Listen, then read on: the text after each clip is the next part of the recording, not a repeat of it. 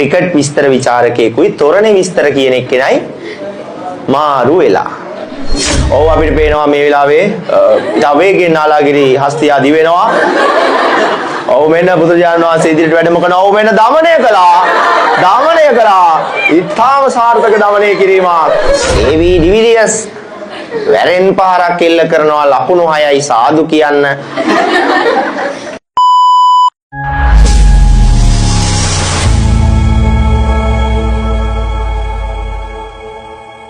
ඔය දවසක් මේ ක්‍රිකට් කමෙන්ටරි කරන එක්කෙනෙකුයි හොඳේ ක්‍රිකට් විස්තර විචාරකයෙකුයි තොරණේ විස්තර කියන එක්කෙනයි මාරු වෙලා.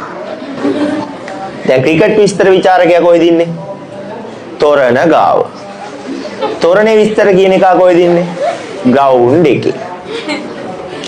දැන් ඔන්න තොරණේ විස්තර කියන එක කොහොමද මැච් එක කියන්නේ? බලන්න පින්වතුනි ලසිත් මාලිංග දිව එනවා.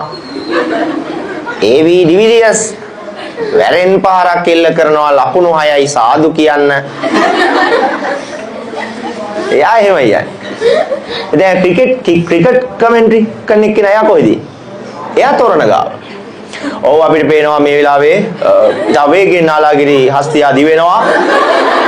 ඔව් මෙන්න බුදුරජාණන් වහන්සේ ඉදිරියට වැඩම කරනවා. ඔව් මෙන්න දමනය කළා. ඊටාම සාර්ථක දමනය කිරීමක්. ඒක මාරු වෙලා හරි. අන්න හරි. එතකොට හරි අහන්නකෝ. දැන් ළමයි. දැන් දමනය කළා ඉවරයි ආපන්.